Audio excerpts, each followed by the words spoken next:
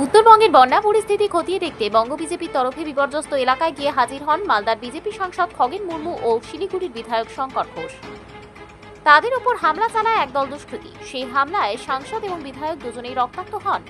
এর প্রতিবাদে পশ্চিমবাংলার দিকে দিকে সড়ক অবরোধ করে বিক্ষোভ প্রদর্শন করে বিজেপি শিবির।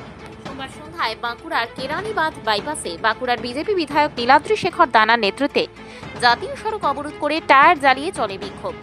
আপনারা দেখেছেন যে পশ্চিমবাংলার দিকে দিকে যেভাবে বন্যাতে মানুষ মারা যাচ্ছে, বিদ্যুৎ পৃষ্ঠ হয়ে কলকাতায় 12 জন মারা গেল।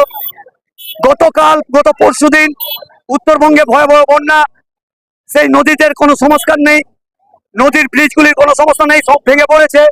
মানুষ ওরপা মানে ভেসে গিয়ে তাদের মৃত্যু হয়েছে, দেয়াল চাপা পড়ে মরেছে, হরকা বানে ঘর চাপা পড়ে মরেছে। এইরকম 28-30 জনের মৃত্যু হয়েছে। এটা সরকারি হিসাব, জানি না বেসরকারি হিসাবে কতজনের মৃত্যু হয়েছে। আর তাদেরই পরিপ্রেক্ষিতে আমাদের উত্তর মালদার নির্বাচিত জনপ্রতিনিধি সাংসদ সম্মানীয় আদিবাসী সম্প্রদায়ের খগেন মুর্মু এবং তার সাথী ছিলেন আমাদের বিধানসভার মুখ্য সচেতক শঙ্কর ঘোষ, সে গাড়িতে করে যাচ্ছিলেন।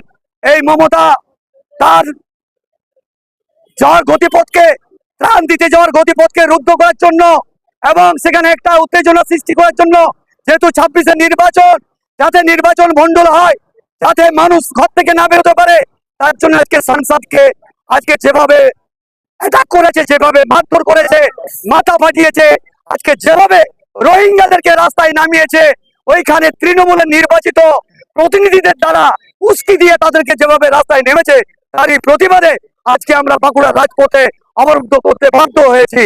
মানুষের ভোগান্তি আমরা বিশ্বাস করি না, কিন্তু আজকে যদি রাস্তায় না দাঁড়ায়, তাহলে আজকে হয়তো জনগণ জাগ্রত হবে না, জনগণ বুঝতে পারবে না যে আমরা যে এই জিনিসগুলোকে কখনোই বরদাস্ত করছি না, ভারতীয় জনতা পার্টি বরদাস্ত করে না। তাই আজকে আমরা রাস্তায় নেমেছি।